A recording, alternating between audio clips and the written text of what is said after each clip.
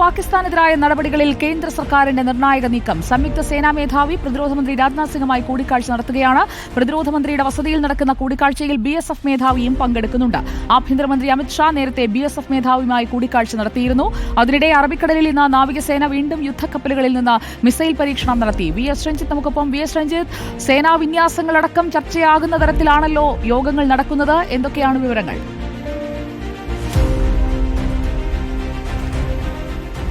സൂര്യ, India Pakistan അതിർത്തിയിൽ tension നിലനിൽക്കുകയും ഇന്ത്യക്കെതിരെ പാകിസ്ഥാൻ ആണവായുധ ഭീഷണി വരെ മുഴക്കുകയും ചെയ്ത സാഹചര്യത്തിൽ ഇന്ത്യയുടെ നയതന്ത്ര ഉപരോധം ശക്തമായി തുടരുകയും ചെയ്യുന്ന ഒരു പശ്ചാത്തലത്തിൽ കൂടിയാണ് ഇന്നിപ്പോൾ രണ്ട് പ്രധാനപ്പെട്ട യോഗങ്ങൾ ഡൽഹിയിൽ നടന്നത്. ഒന്ന് പ്രതിരോധ മന്ത്രിയുടെ വസതിയിൽ അല്പം മുമ്പ് അവസാനിച്ചത് ഇന്ത്യയുടെ സംയുക്ത സേനാ മേധാവിയായിട്ടുള്ള അനിൽ ചൗഹാനുമായിട്ട് പ്രതിരോധ മന്ത്രി നടത്തിയ കൂടിക്കാഴ്ച. 40 മിനിറ്റ് നേരമാണ് ആ കൂടിക്കാഴ്ച നീണ്ടുന്നത്.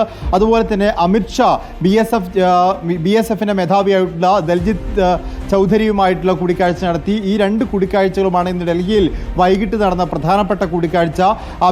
അമിത്ഷായും അതുപോലെ തന്നെ BSFിന്റെ മേധാവിയും നടന്ന കൂടിക്കാഴ്ചയുടെ ഏറ്റവും പ്രധാനപ്പെട്ട അജണ്ട ഒരു BSF ജവാനെ അതിർത്തി കടന്നതിൻ്റെ പേരിൽ പാകിസ്ഥാൻ പട്ടാളം പിടിച്ചു വച്ചിരിക്കുകയാണ്. അദ്ദേഹത്തെ ഇതുവരെ വിട്ടുകിട്ടിയിട്ടില്ല. 3 ഫ്ലാഗ് മീറ്റിങ്ങുകളാണ് ഇതിനുവേണ്ടി ഇന്ത്യ നടത്തിയിട്ടുള്ളത്. ആ 3 ഫ്ലാഗ് മീറ്റിങ്ങുകളും വിഫലമായിട്ടുണ്ട്.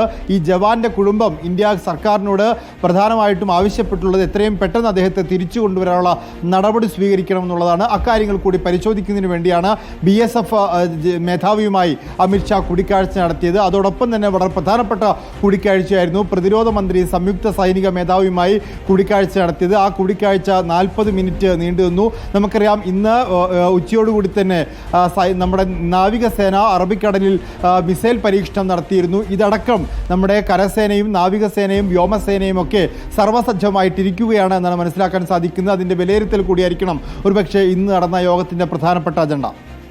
VS രഞ്ജിത്താണ് വിവരങ്ങൾ നൽകിയത്.